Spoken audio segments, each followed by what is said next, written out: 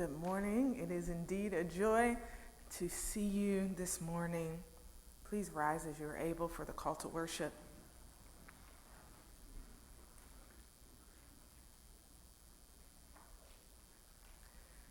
How much we need you, O God. We need the sense of your presence within us. Giving us the strength to elevate our soul beyond the sordid to the sacred. How much we need you, O God. Your presence is the light that dispels the darkness that we know of. The light that shows us the path to a life of honor and truth. How much we need you, O God.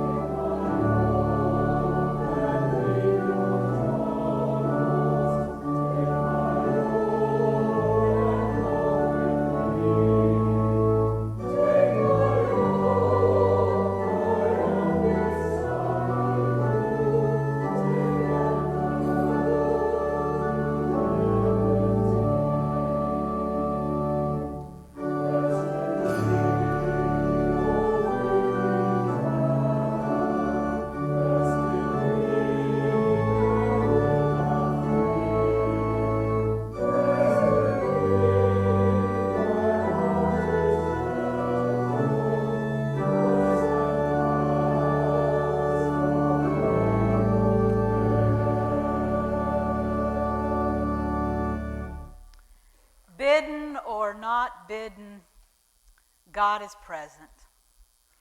And one of the ways we recognize that presence is when we look into the eyes of one another and we are willing to see the divinity, the image of God in each other. So in recognition of God's presence with us this morning, turn to those around you and in sacredness bow to the sacredness and the divinity in each other.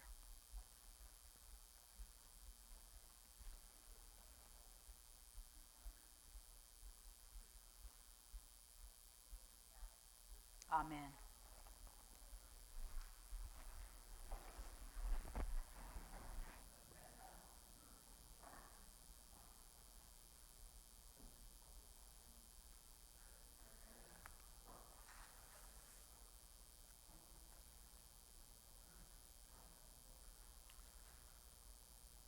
We are grateful for the moral witness of the Poor People's Campaign yesterday as people from all across the country gathered in Washington, D.C.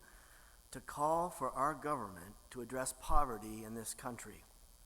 We give thanks for Pullen's delegation, some of whom were on the bus at 3 a.m. to get to the assembly. Barbara and Jim McMahon share that their son Corey and his girlfriend Jane are excited about starting new jobs after some time trying to secure meaningful employment in supportive environments. Corey will be teaching piano lessons to students from 2 New Orleans high schools, and Jane was offered a position in the library at Tulane University. We share in their gratitude and joy. Grace Evans and Jay Butler celebrate the marriage of their daughter, Kate, to Sam Zoki Burke yesterday in Black Mountain, North Carolina. Kate and Sam will be moving to Sam's hometown of Melbourne, Australia. Just a little trip. We give thanks that Steve Braun is now home recovering from surgery and received a positive report from the doctor. Ruth reports that Steve is making steps towards recovery. We hold James Crook in our prayers as he leaves this Thursday to visit with our siblings in the Republic of Georgia and at the Peace Cathedral. Today, we also celebrate all who father us. This is not a gendered role, as some assume. As we commemorate Juneteenth, may we continue to work for the liberation of all people. We hold these in prayer. Opal Lee Schultz, mother of Larry Schultz, who is experiencing some complications in her recovery, was readmitted to the hospital this weekend. We raise prayers for several concerns of our partners in Matanzas, Cuba. They have been experiencing power outages and a shortage of medical supplies. We pray with them for Emily, daughter of a friend of Orestes who has childhood cancer, and also for Gilfredo, whose health is declining.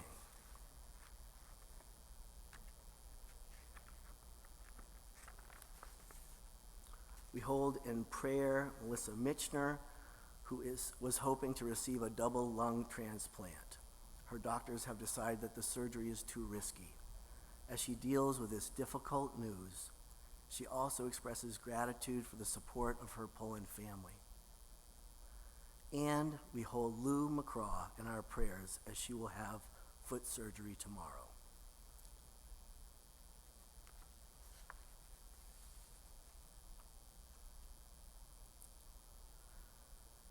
As we prepare to pray and sit in silence together, I start with these words from Jane Goodall's The Book of Hope, a survival guide for trying times. She says, "Hope is often misunderstood. People tend to think that it is simply passive, wishful thinking. I hope something will happen, but I'm not going to do anything about it. This is indeed the opposite of real hope, which requires action and engagement. Hope does not deny the evil, but is response to it."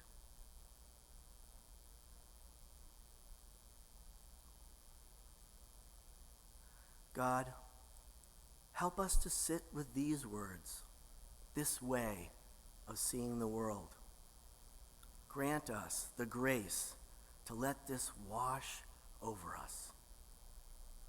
Remind us that we act with purpose, that we can act with hope in the face of all that seems wrong in the world. Help us to not get discouraged, become cynical. Remind us that we can be the change in the world. Let it be so.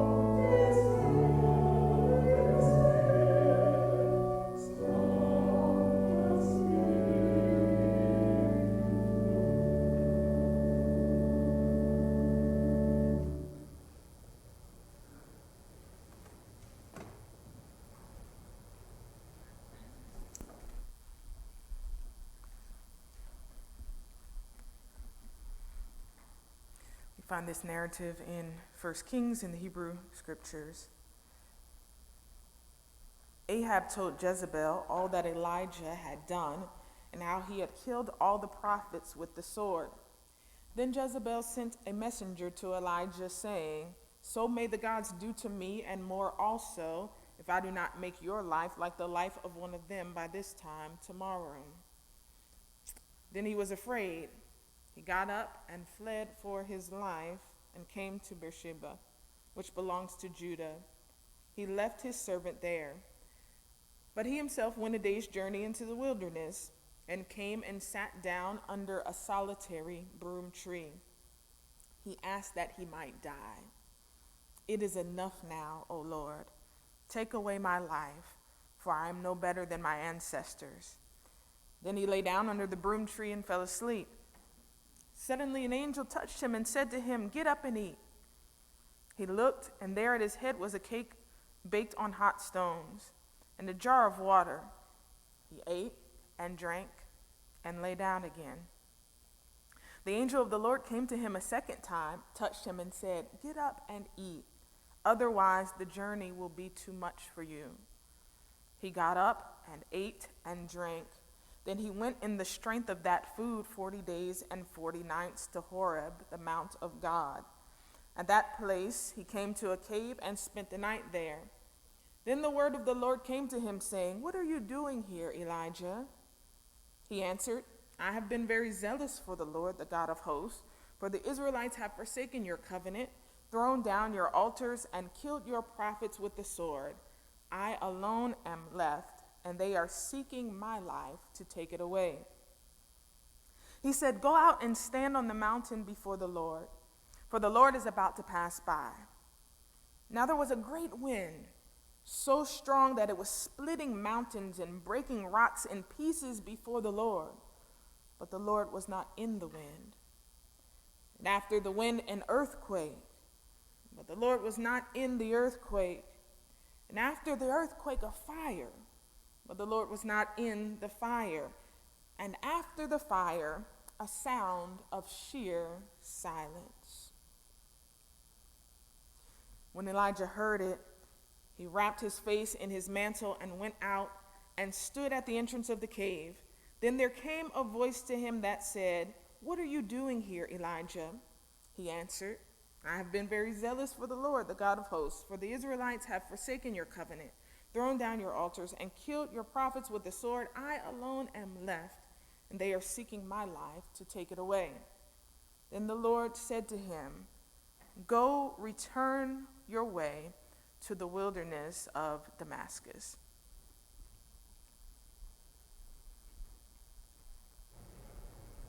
Lord,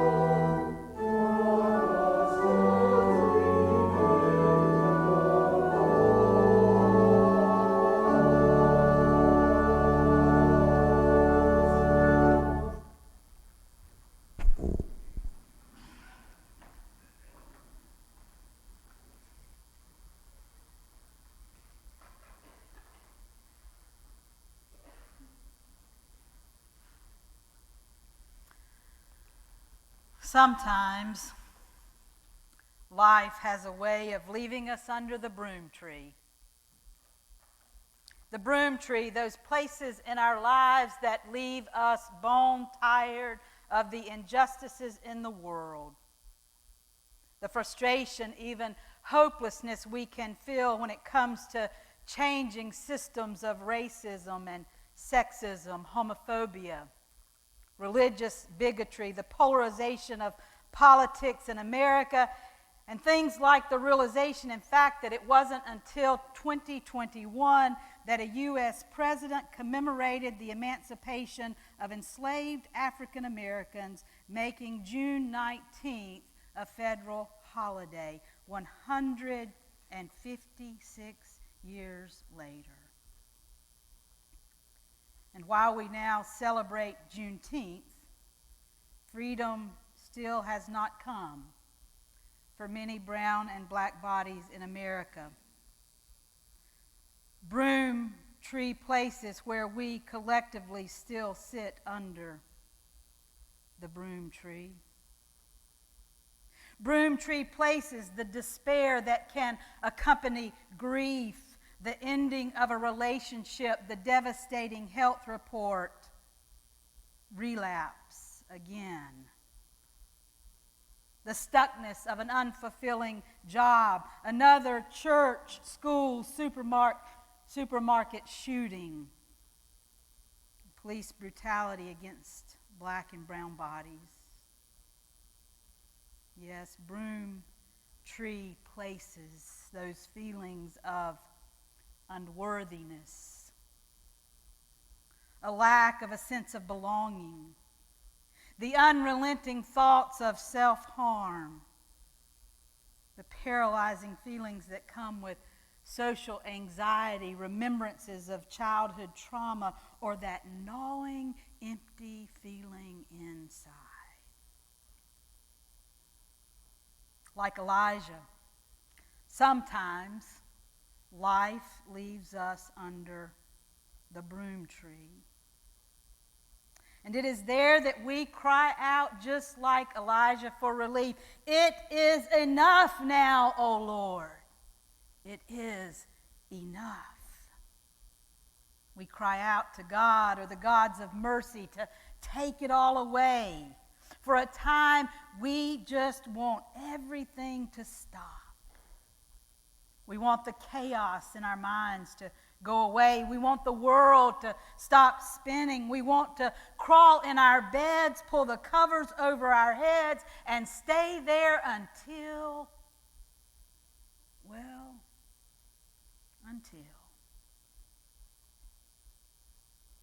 This is exactly where we encounter Elijah this morning.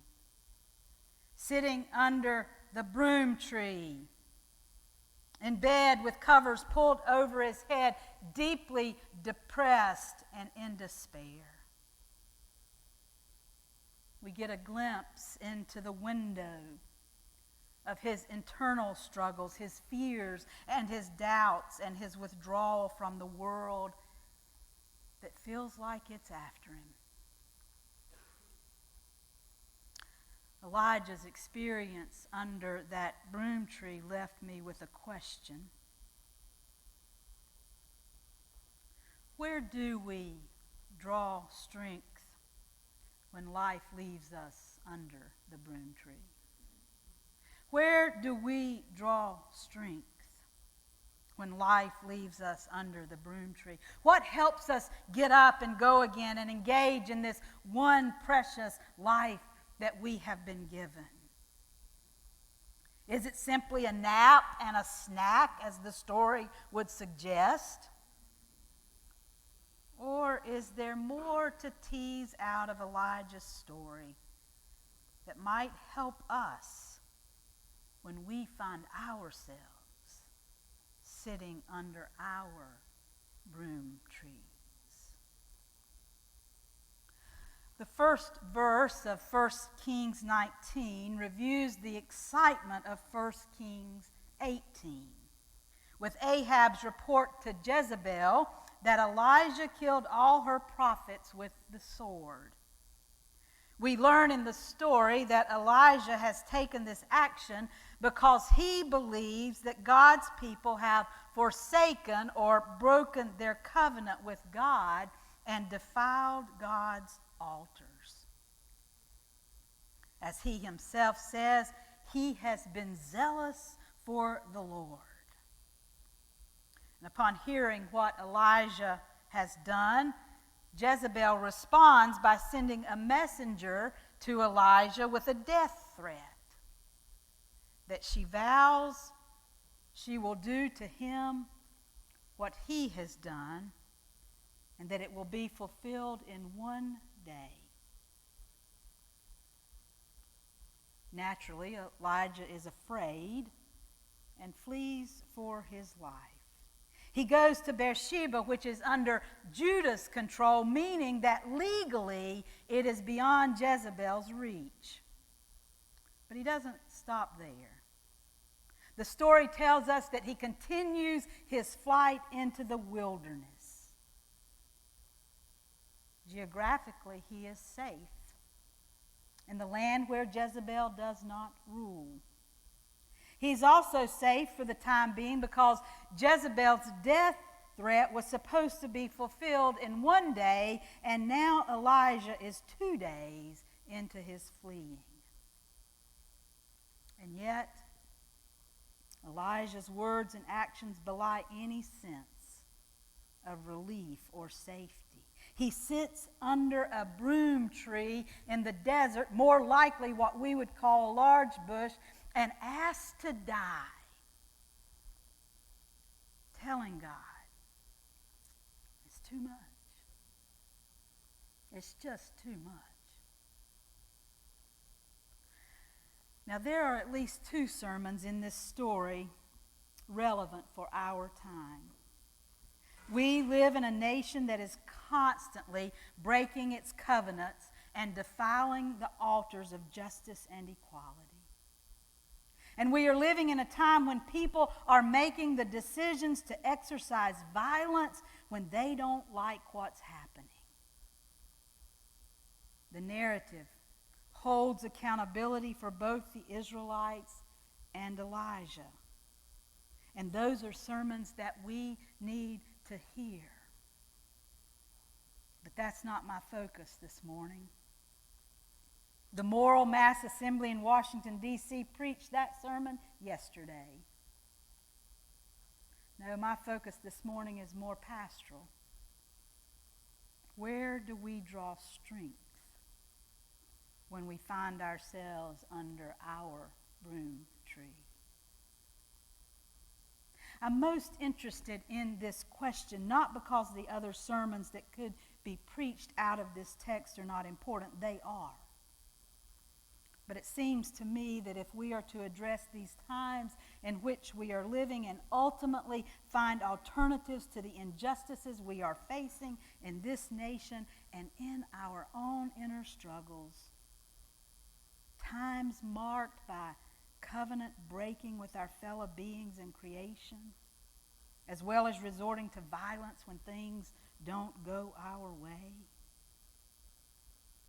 Ultimately, it seems to me that we need to discover where we will find the strength necessary to get up and face the daily challenges before us, to be whole people, and to make this world a more just and whole place for everyone.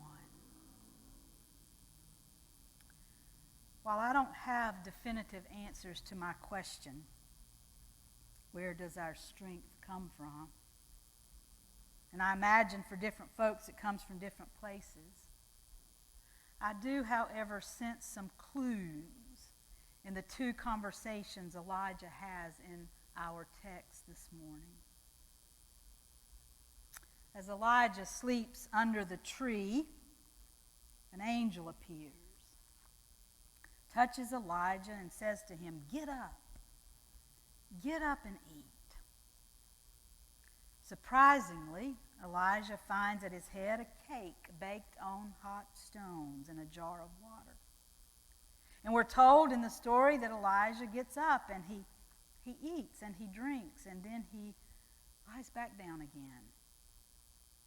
A second time, the angel came, touched him, and said, "Get up, Elijah, get up and eat. Otherwise, the journey will be too much for you."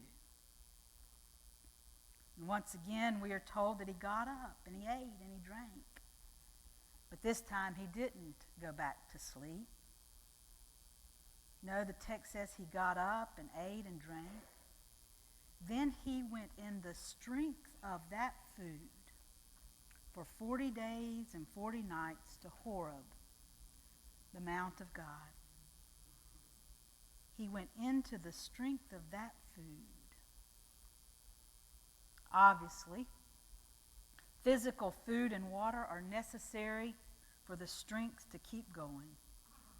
If the physical body is not nourished, it is impossible to get up and to keep going. Likewise, rest, physical rest, is also necessary for strength building. You know as well as I do that life becomes overwhelming if you're tired all the time. That is why Ian wanted me to title this sermon, "A Nap and a Snack."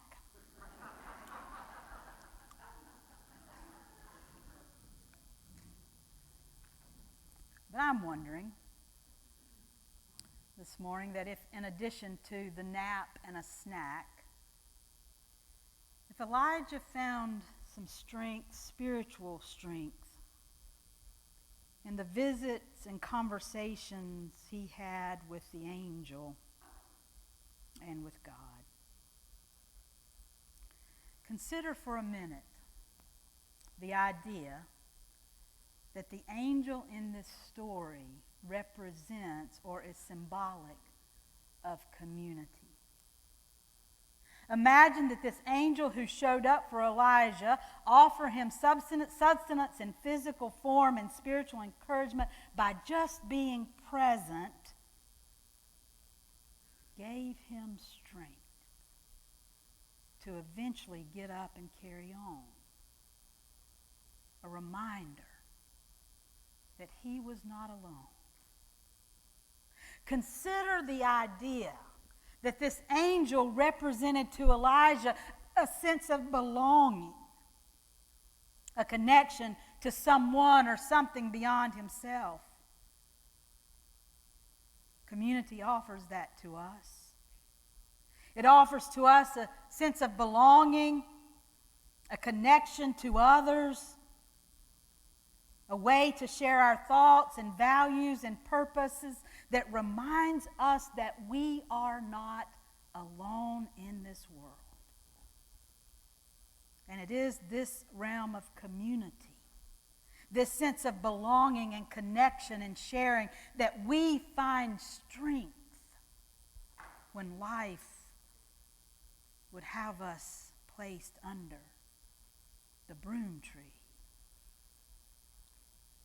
I've often said that I don't know how people without community get through difficult times. Now, I know that church is not the only place to find community. And yet, in my own life, my church community, this church, is the very place that has held me, carried me, supported me, challenged me, and given me the strength both physically and spiritually to get up and go when life just felt like it was too much. The strength I have found from this community didn't come in dramatic actions, although there have been those moments.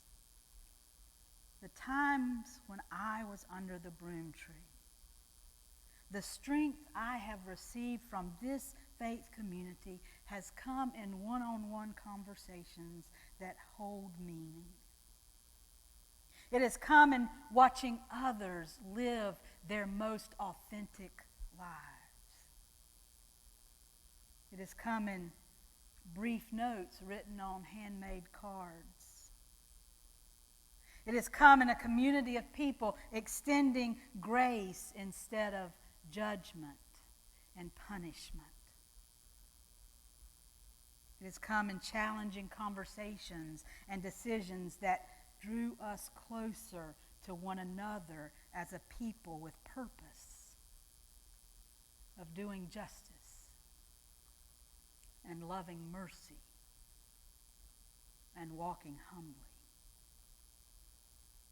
At its best, community offers us the strength physically and spiritually to get up and face the challenges before us. We are, my friends, angels to one another. Angels we are to one another. You may never know,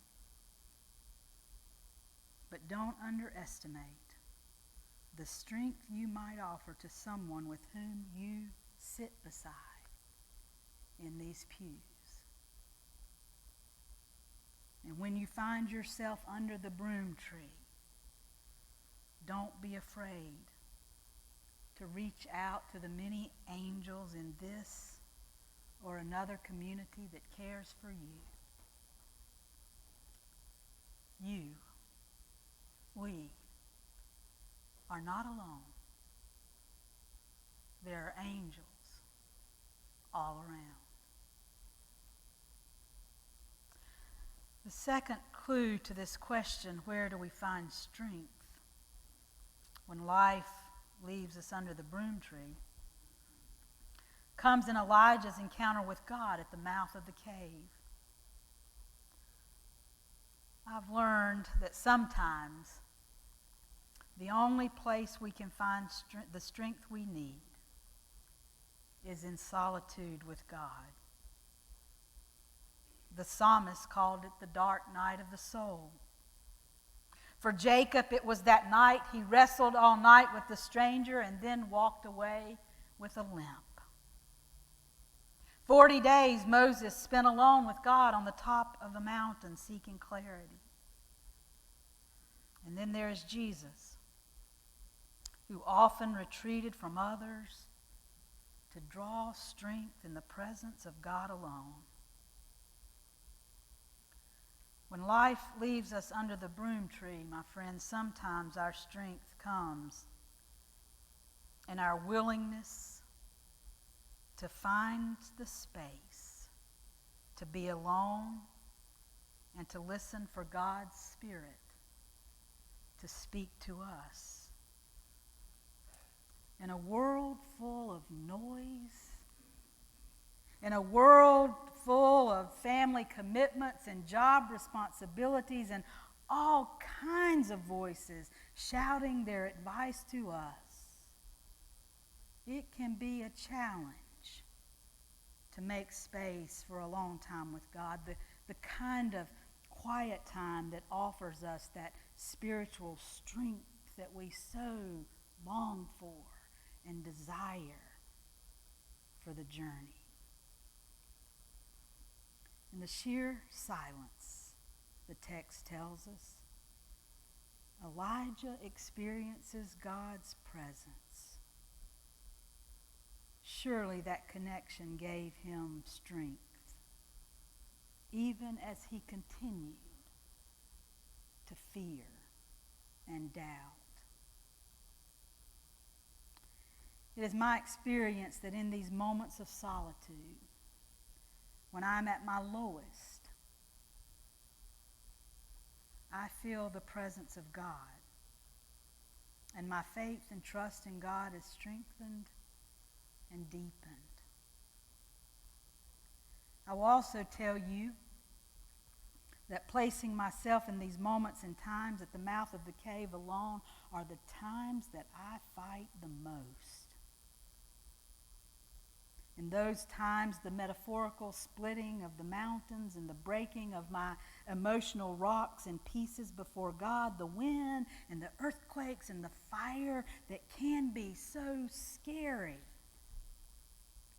make it really difficult to just sit, to be quiet, to find that solitude with God. But I can give witness this morning that when that sheer silence comes, meaning that I have quieted my mind and soul and made space for God's voice, there is an affirmation of God's presence, and my soul finds strength.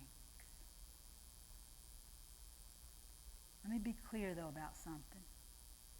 My fear and doubt and insecurity is not erased. Notice that even after his encounter with God, Elijah is still fearing for his life. I don't know about Elijah, but I find strength in facing my fear and doubt and insecurity, knowing that I am not alone. That God, Spirit, love, whatever name you put to it, goes with me and with you. Our text ends with God telling Elijah, "Go, return on your way to the wilderness of Damascus." I find it interesting that the story doesn't have a real ending for us this morning. In a sense, it offers a beginning. Go, return on your way. Maybe the last clue to where we find our strength when life has placed us under the broom tree. We eventually get up and continue the journey, taking life one day at a time, day by day. From the Midrash comes this story. A king asked his son to hire 2 people to fill a deep pit. The first, upon looking into the pit, exclaimed in despair, "How can I fill so deep a cavern?" The other, a wise worker, said, "What concern is it of mine that the pit is so deep? I'm hired by the day, and I shall therefore perform my day's work." The Midrash continues. So God says to us, what concern of yours is it that the Torah is so extensive and that there is so much to learn? You hired me to do my work. You are hired to do my work from day to day. All I expect of you is to perform a full day's work.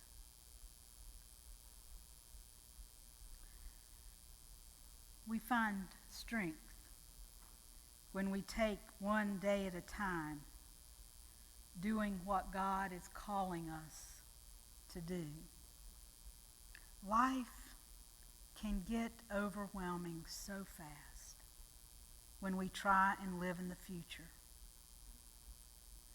Strength comes in getting up and facing today, being fully present to this day. And so, when life leaves you under your own broom tree, think of Elijah's story. Draw strength from the angels, from your community, for there are angels all around. Really risk going to the mouth of the cave to draw strength from that time alone with God. And then rely on the strength found in being present to the day, to the hour, to the minute that is before you. And remember this always. God is ready to take your hand and lead you on.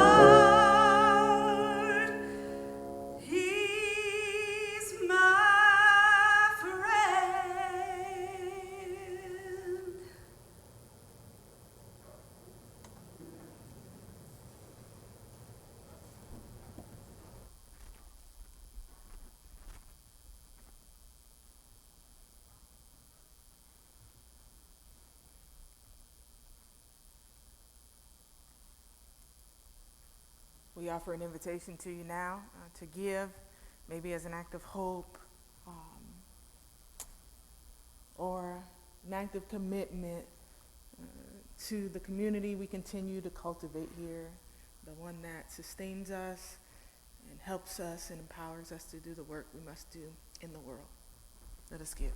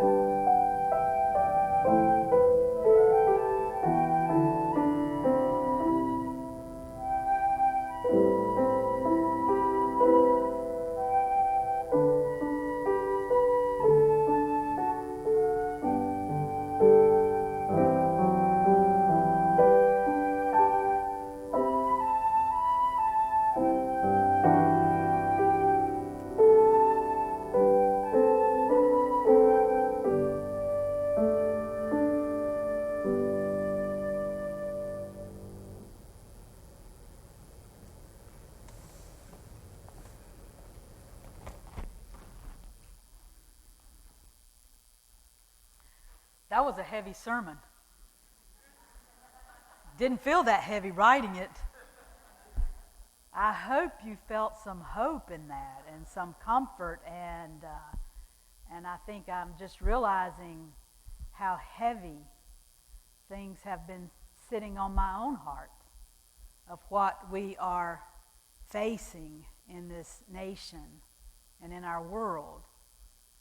But I always hope to leave you with a word of hope. And so if you are here looking for community, to be together with other angels who are on this journey of life and faith, working it out together.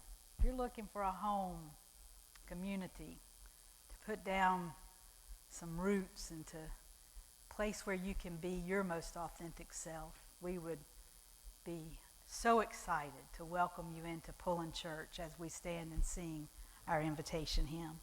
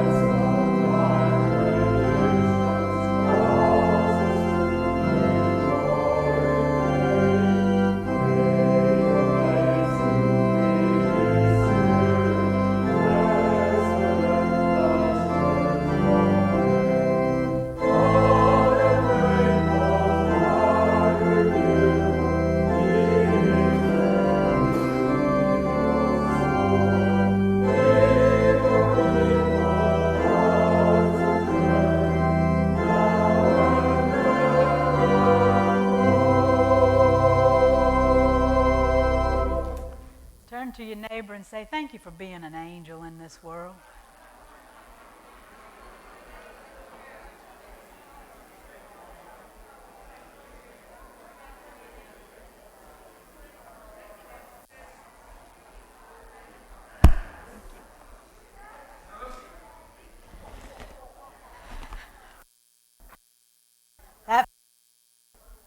That feel good? Yeah, feels good.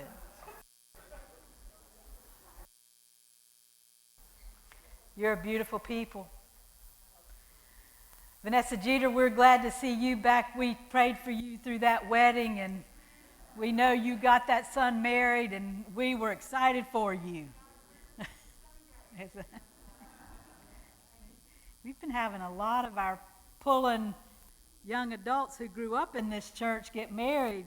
Rob and Noel, Ellie, you got Ellie married, and we prayed for you as well. We prayed for Grace this morning, and so for all of these wonderful things that are happening in our community and in the world, we don't want to lose sight of those things. We carry a lot. We carry a lot of heaviness. And part of worship is naming that, being together with each other and naming it, and then being together in the hope